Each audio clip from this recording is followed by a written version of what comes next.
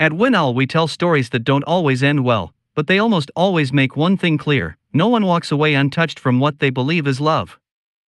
If you're here, it's because you like listening to confessions that smell like the truth, even when they're uncomfortable, even when they sting a little.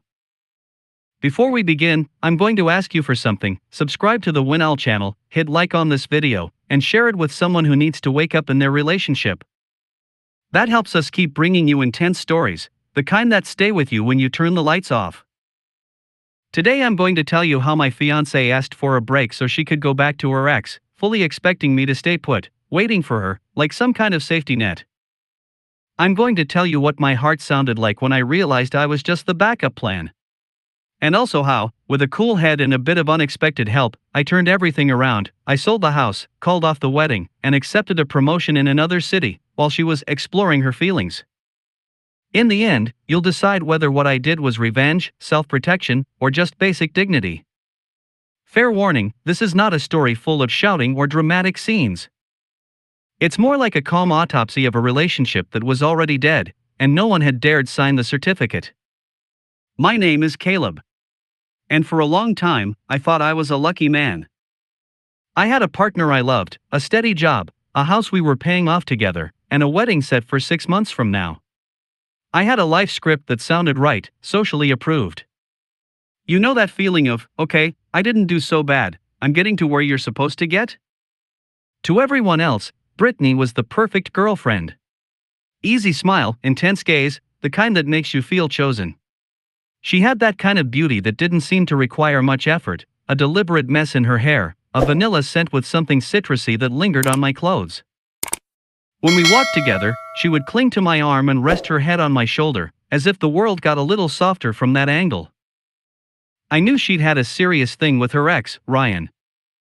I knew he'd left a mark on her, that he'd broken her, and, according to her, taught her not to depend on anyone. She said it with a hardness that didn't always match the way she looked at me, as if I were the opposite of that past. Has it ever happened to you, that feeling that you're carrying around the ghosts of someone you've never even met? I never thought that ghost would sit calmly down at our table and look me straight in the eye. The first sign was subtle. One Sunday afternoon, we were in the living room watching a series. She was there with her bare legs folded up on the couch, wearing my t-shirt as pajamas, her hair clipped up. Suddenly, her phone buzzed several times in a row. It wasn't unusual for people to text her, but I noticed something different in the way she reacted. She didn't pick it up right away. She looked at it from a distance, like someone watching a wave roll in, not sure if it's going to refresh them or drag them under. She got up, went to the kitchen with the phone still in her hand, and stayed there longer than usual. I could hear the water running, but not the typical sounds of someone making coffee or anything like that. It was more like the silence of someone leaning against the counter, reading something long, or deciding whether to answer. Are you the kind of person who ignores those small alarms, or the kind who feels them immediately, right in the pit of your stomach? Me, in that moment, I chose to ignore it. Or I preferred to.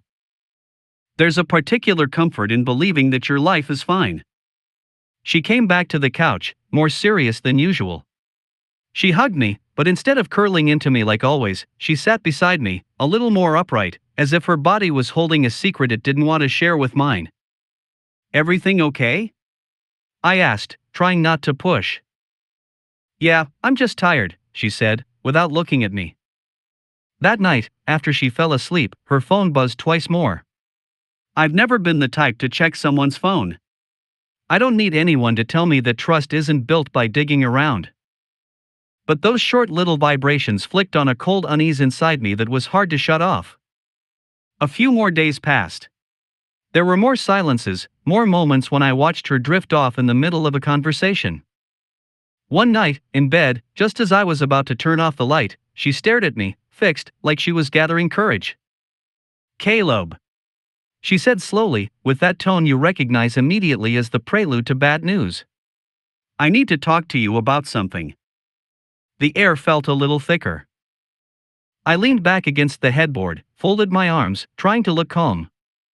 Go ahead. I don't want you to take this the wrong way. She began. That sentence always means you're going to take it the wrong way. But I feel like I need a break. The word break was like a glass of cold water down the back of my neck. A break from what? I asked, keeping my voice as neutral as I could. From us. From everything. From the routine. From the pressure of the wedding, the house, the... She sighed. From not knowing if I'm making the right decision. That's when I realized it wasn't just stress. There was something else. Be clear, Brittany. Is there someone else? She stayed quiet for a few seconds. Her gaze dropped. Her fingers played with the sheet, folding and unfolding it, until she finally said it. Ryan reached out. Ryan. The name dropped between us like a stone in a still lake. How exactly did he reach out? I asked, though I already more or less knew the answer. He messaged me. He says that he's realized a lot of things, that he's in a different place in life now, that he feels we didn't really get closure. That last line scraped along the inside of my skin. We didn't really get closure. And you? I asked. What do you feel? Her eyes filled with tears that didn't quite dare to fall. I feel like I have unresolved things. Like a part of me still wonders, what would have happened if? And I don't want to marry you while dragging that doubt behind me. It wouldn't be fair to you. Funny how people paint their most selfish decisions with a nice thick coat of "it wouldn't be fair to you." So what exactly are you saying? I pressed. I'm saying I need some time. A break. To clear my head, to figure out what I really feel. I felt a strange kind of calm take over me. It wasn't rage, it wasn't tears. It was more like when you see a storm forming on the horizon and you know there's no point yelling at the sky. A break from me, so you can figure out what you feel for him? I summed up. She closed her eyes for a second. It's not like that. It's exactly like that, Brittany. What would you have done there? Do you get up, shout, throw her out of the house?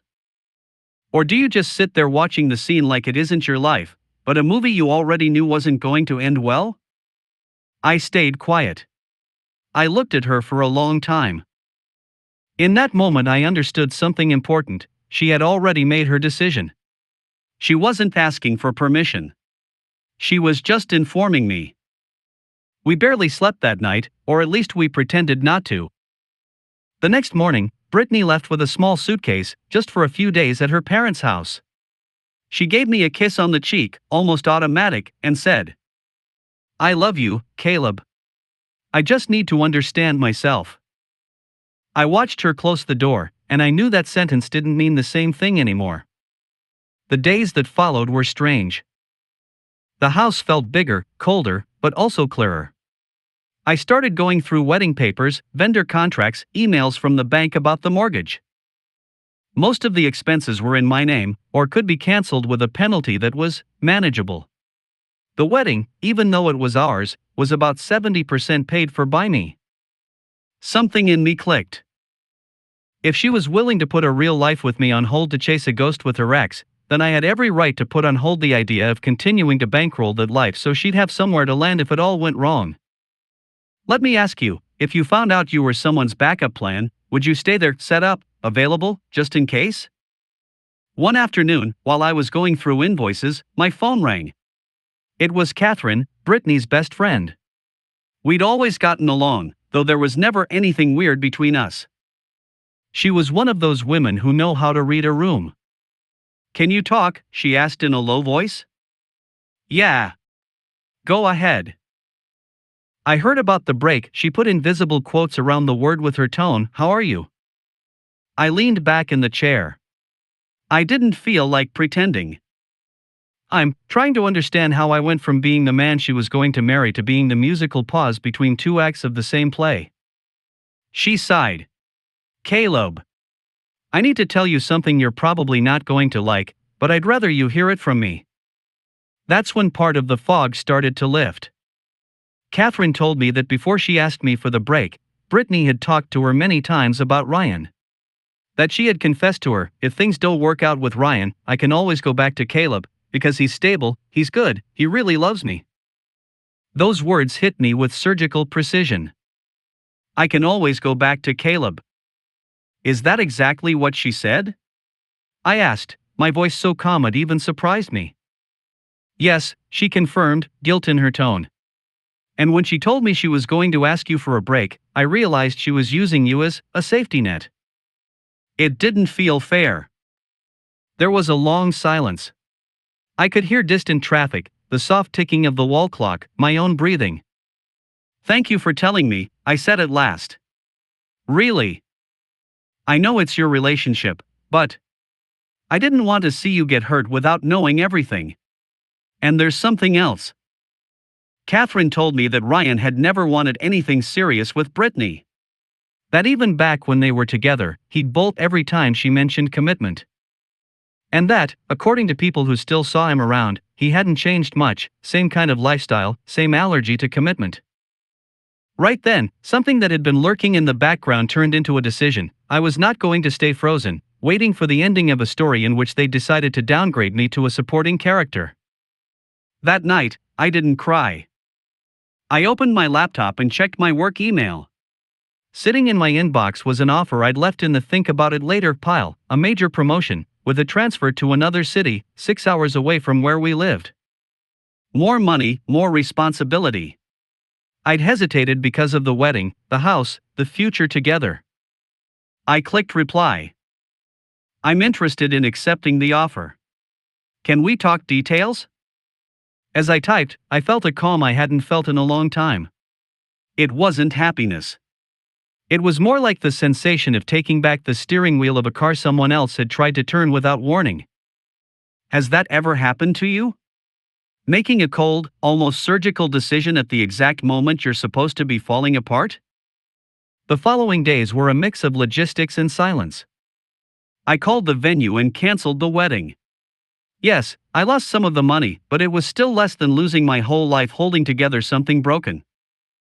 I canceled the flowers, the photographer, the catering. On every call, the person on the other end would ask, "Are you sure?" And I, with a neutral voice, would repeat, "Yes. I'm sure." The house was more complicated. I talked to the bank, looked into options. The property was under both our names, but the loan and most of the payments were on me. The financial advisor, a bald man with glasses and the face of someone who'd seen way too many divorces, laid out the alternatives. One of them was to sell, pay off the debt, and split whatever was left. And if she doesn't want to sell? I asked. Legally, it's an agreement between both of you, he replied. But if she's not contributing and you want out of the loan, the best option is to liquidate. I started pulling strings. I found an interested buyer. Everything was moving faster than Brittany imagined from her break. During that time, our conversations were minimal, the odd text, "How are you?" from her now and then, a couple of "fine," working a lot from me. I never asked her about Ryan. She never told me anything. Silence says plenty too. In the middle of all that, Catherine and I started talking more. At first, it was just practical stuff. She'd ask how I was doing, send me information about lawyers, offer to go with me to sign papers. Little by little, those calls started becoming more human. One night, after signing some documents at an almost empty cafe, we stayed sitting there a little longer. It was late. The lights were warm and yellow. Outside, it was raining with that soft, insistent drizzle that sounds like white noise. Catherine was wearing a dark, light blouse that showed the line of her collarbones. When someone leans toward you and really listens, a strange kind of intimacy appears, uninvited. "Are you really okay, Caleb?" she asked, wrapping her hands around the cup. "I'm awake," I said. "That's different from being okay, but it feels less fake." She gave the slightest smile. "I like how you talk when you stop trying to protect everyone from what you feel." That sentence stayed hanging between us. I realized I was looking at her differently for the first time. Not as my fiancé's best friend, but as a woman sitting across from me, with her own fears, her own dilemmas. The light traced a soft sheen on her skin, and a loose strand of hair had fallen against her cheek. Without thinking too much, I lifted my hand and tucked it behind her ear. It was a tiny gesture, but the electricity in the air was very real. She didn't pull away. Her eyes searched for mine, still and serious. We were too close to pretend there was nothing there. I could smell her perfume, something between flowers and coffee, mixed with the dampness of the rain slipping in every time someone opened the door. "I don't want to confuse you," she said quietly. "You're not confusing anything," I answered. Everything that confused me already came from someone else. We stayed like that a few seconds longer, not moving, not getting closer either. It was a kind of silent border. If we crossed it, there'd be no going back. What would you have done there? Let yourself be carried by that new closeness, or put some distance out of respect for a story that technically hadn't ended yet? I chose to stay on that line. Not move forward, but not deny that something had shifted. Catherine understood. She lowered her eyes, took a deep breath, and let the moment dissolve. "Whatever happens," she said, "you're not alone in this." 3 weeks passed after the break. I already had a start date for my new position in the other city. The house was practically sold, just waiting for both our signatures. Most of the wedding cancellations were sorted out. Brittany had no idea about any of it. You might say that was cruel of me. I've gone over that in my head many times. Do you think I should have told her from the beginning that I was dismantling the life we'd built? What I felt was that, for the first time in our relationship, I was using the same language she did, unilateral decisions, taken in silence for our own good. Only in my case, the intention wasn't to keep a safety net, but to free us both from a lie. The day everything blew up was a Thursday. The rain had given us a break. I was at home, putting things into boxes, picking what I'd take to the new apartment. The living room didn't look anything like the one she'd left. There were empty spaces on the walls where our photos had hung, furniture moved around, the energy all stirred up. Suddenly, I heard a key turning in the lock. She hadn't told me she was coming. Brittany walked in with an overnight bag in her hand, her hair half tied up, that tired face I knew so well. But there was something else, a kind of nervous urgency in her eyes.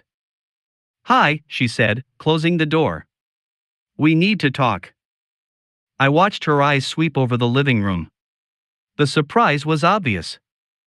"What happened here?" I set the box I was holding down on the table. "The break happened," I answered, without sarcasm. "And I decided to take a break too." She stepped closer, dropping the bag on the floor. "Caleb, I don't understand. What is all this? Why is the house like this? Why didn't you tell me anything?" I looked at her calmly. That was my advantage in that moment. I had already cried on the inside everything I needed to cry. She was just beginning to fall. "Sit down," I said, gesturing at the couch. She sat, but didn't lean back. She was tense, back straight, hands clasped tight on her knees. "You go first," I said. "How did your break go?" She swallowed. "Things with Ryan didn't work out," she admitted, staring at a spot on the wall. "I thought things had changed, but no. He's still the same. He doesn't want anything serious, doesn't want commitment. He told me he missed me, that he'd thought about me, but when I brought up anything more formal, he backed off." Each word was a brick dropping on top of her own self-image. "I see," I said. "And then?" "Then I realized I was about to lose the only real thing I had. You. I made a mistake, Caleb. A big one, I know. But I want to fix it. I want to pick the wedding back up, I want to." She stopped, noticing my neutral expression. "What?" she asked, barely above a whisper. I moved a little closer, just enough so she could see there was no hatred in my eyes, just a new kind of distance. "We can't pick up a wedding that doesn't exist anymore," I said. "I canceled it. Weeks ago." Her eyes widened in disbelief. "You canceled it? Without telling me? Did you ask for a break so you could go to your ex without telling me the whole truth?" I replied, without raising my voice. She was speechless for a few seconds. I was going to come back to you, she stammered. I knew you were always there, that. She didn't finish the sentence. She didn't need to. Exactly, I said. You knew I was always there. Like a built-in piece of furniture in your life. Like a house you can come back to when the trip goes wrong. A heavy silence settled between us. I talked to Catherine, I added. Brittany blinked. With Catherine? What does she have to do with this? A lot more than you think. She's the one who told me that, for you, I was your safety net. That if things went wrong with Ryan, you could always come back to me. I watched some of the color drain from her face. She had no right to. She had every right to stop being an accomplice to something that unfair, I cut in. I had a right to know. She stood up and started pacing back and forth. Her hands moved like they were searching for something that wasn't there. Okay, yes, I said it, she admitted finally. But I was confused, I was scared. I was afraid of making a mistake. I watched her for a moment. I get it, I said. Being afraid of making a mistake can make you do cruel things just to make sure you've got an emergency exit. But I don't want to be that exit for you anymore. She stopped in front of the window, looking out at the street. What else did you do? She asked, without looking at me. The way she said it told me she already had an idea. I sold the house, I replied, plain and simple. The sale is being signed in a few days. The bank gets cleared. Whatever's left, we split. She turned around sharply.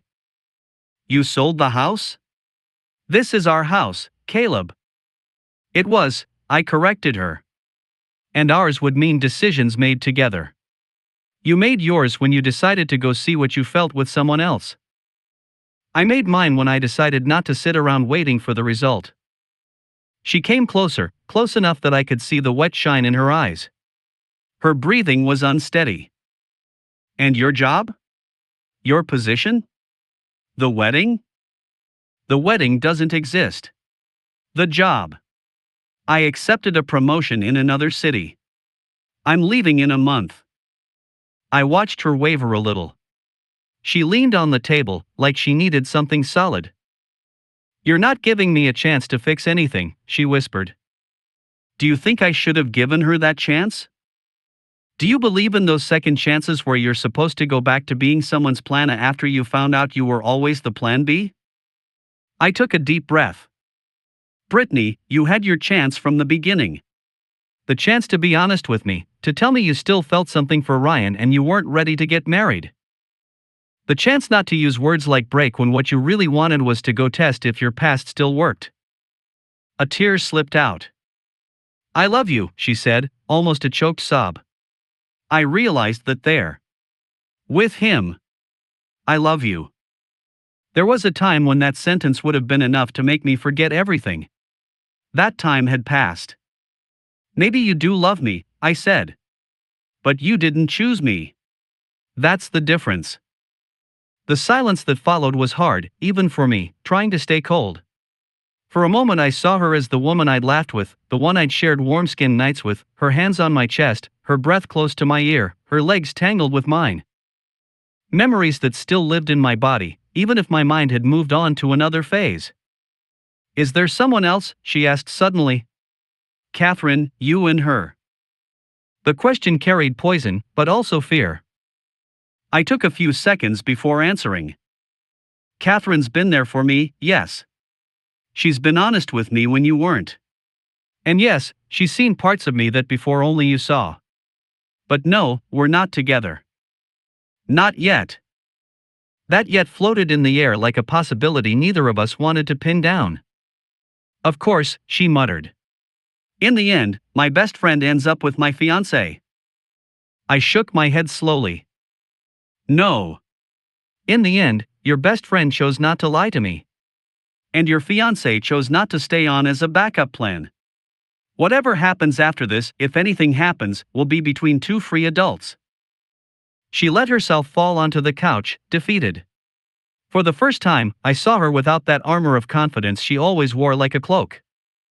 She looked younger, more fragile. "Is there nothing I can do?" she asked, almost in a whisper. I looked around, the boxes, the half-bare walls, the light slanting in from the side.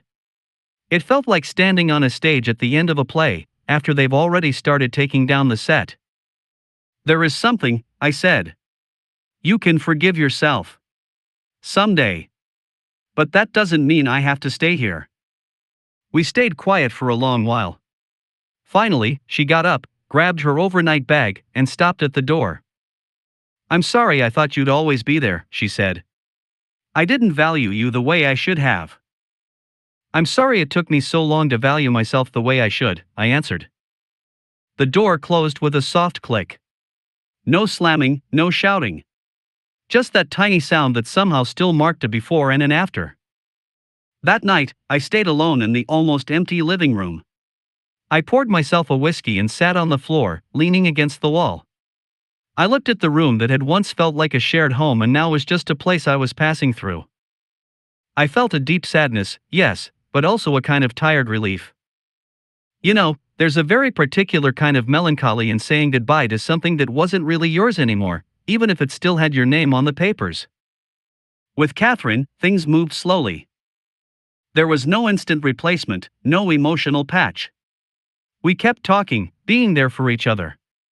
There were nights when we'd stay on the phone until late, both of us in separate rooms, lights off, staring at the ceiling. Her voice in my ear became a familiar landscape. Once, before I moved, we met at my almost empty place. She brought pizza and cheap wine. We sat on the floor, leaning against the wall, shoulder to shoulder. The only light came from a small lamp. "This looks like a movie set about a guy who's about to start from scratch," she said, laughing softly. "Or about a guy who finally realized he wasn't an extra in his own life," I replied. At some point in the night, our hands brushed. It wasn't an accident. Not at that stage. Hers was warm, steady. She didn't pull me, didn't pressure me. She just stayed there, fingers laced with mine, while we talked about anything and everything: music, travel, fear of commitment, the irony of life putting us in that exact position. We didn't kiss that day. She just rested her head on my shoulder, and we stayed in silence for a long time.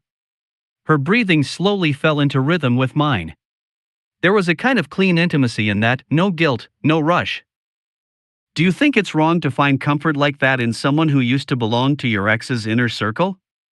Or do you think, in the end, people meet where they're meant to meet, even if the social map looks messy? Today, as I'm telling you this, it's been months since I signed the sale of the house and moved to the new city. I'm still in my new position, with all the stress and adrenaline that comes with it. I won't say I'm happy all the time, that word feels too big to throw around lightly. But I can say I'm at peace with the decisions I made. Brittany and I spoke one last time, over text, just to settle some remaining money issues. It was cordial, distant. I heard, through others, that she tried again with Ryan for a while, but the story broke apart once more, like it always did.